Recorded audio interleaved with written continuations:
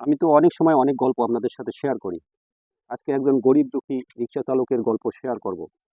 আসসালামু আলাইকুম ভিউয়ার্স, কেমন আছেন? তো আমি আজকে এক গরিব দুঃখীর এক বাস্তবধর্মী গল্প আপনাদের সাথে উপস্থাপন করব। আমি কয়েকদিন আগে এক রিক্সা চালকের রিক্সায় উঠে এক জায়গায় যাচ্ছিলাম। তা রিক্সায় শুধু আমি আর উনি ছাড়া কেউ ছিলেন না। তা মাঝপথে উঠতে উঠতে রিক্সা চালকের তার পরিবারের কথা উঠে গেল। উনি বলল, বাবা, আজ থেকে 13 বছর আগের ঘটনা। মাসটা ছিল রমজান মাস। ওনার ছেলে নাই, 4টা সন্তান ছিল, মেয়ে সন্তানের কথা আর কি। এই মেয়েরা গান ধরছে, ঈদ উপলক্ষে নতুন জামা কাপড় কিনে দিতে হবে। তা একজন রিক্সা চালক, যেহেতু তার কোনো পুঁজি নাই, সম্বল নাই, এই রিক্সার উপর ভর করেই ফ্যামিলি চালান, সংসার খরচ চালান। তা উনি বলল, মা রে, আমার কাছে কোনো টাকা নাই, তোমাদের কিভাবে কিনে দেবো? শত হোক বাবা কিন্তু ছেলে মেয়েদের আবদার কখনোই অপূর্ণ রাখেন না। চেষ্টা করেন তার গায়ে যদি ছেঁড়া জামাটাও থাকে, এটাই হলো বাবা। ছেঁড়া জামা পরে থাকবে, অথচ সন্তানের গায়ে নতুন জামাই দেবে। তা যাই হোক, উনি চিন্তা করলো কি করা যাবে। উনি চিন্তা করলো আজকে ইফতার করে খাওয়া দাওয়া করে কিছু সময় বিশ্রাম নিয়ে রিক্সা চড়ে আমি বাইর হয়ে যাব, দেখা যাক কি হয়। কথা মতো তাই হলো। তা আমাদের এলাকায় ওই সময় মানে ব্যাটারি চালিত রিক্সা খুব কমই ছিল।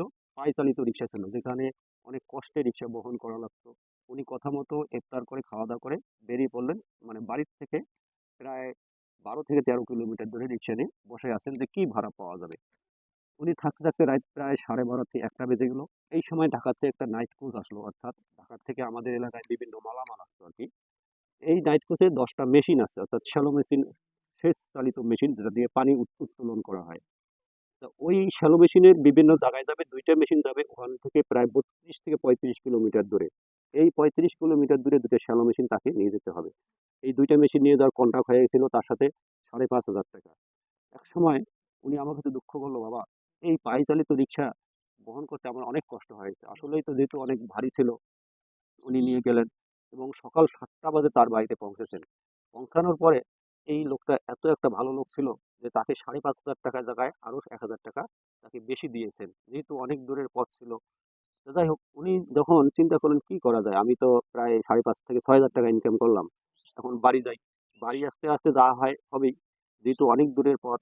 উনি আস্তে আস্তে বাড়ি আসতে আসতে আরো 500 টাকার ভাড়া পেয়েছেন। এদিক দিয়ে তার ঘটনা ঘটছে কি, তার যে 4টে কন্যা সন্তান ছিল, তারা খুব কান্নাকাটি করতেছিল, কারণ সারা রাত নাই, দিনের প্রায় 3 ভাগের 2 ভাগ শেষ। তার মেয়েরা তার জন্য কান্নাকাটি করছে, বাবা কোথায় গেল, বাবা মানে হারিয়ে গেল। যাই হোক, উনি 2টার পরে বাড়িতে যখন পৌঁছেন, তার মেয়েরা তাকে দেখে আরো বেশি কান্নাকাটি শুরু করলো, মানে, বাবা তুমি কোথায় ছিলে সারা রাত, তুমি কোথায় গিয়েছিলে? তো বাবা উত্তর দিল, বারে, তোমাদের নতুন জামা কাপড় কিনে দেওয়ার জন্য আমি আজকে সারা রাত বাড়িতে আসি নাই।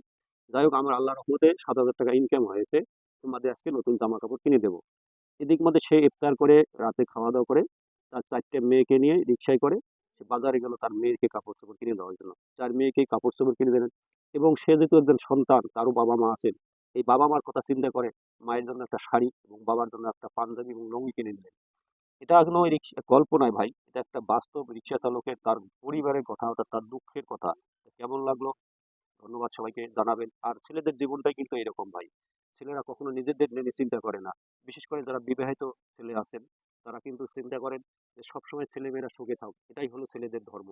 ছেলেরা কখনো নিজের জন্য কিছু করে না, যা করে পরে বংশধরদের অর্থাৎ সন্তানদের জন্য করে থাকেন। ধন্যবাদ সবাইকে, ভালো থাকবেন।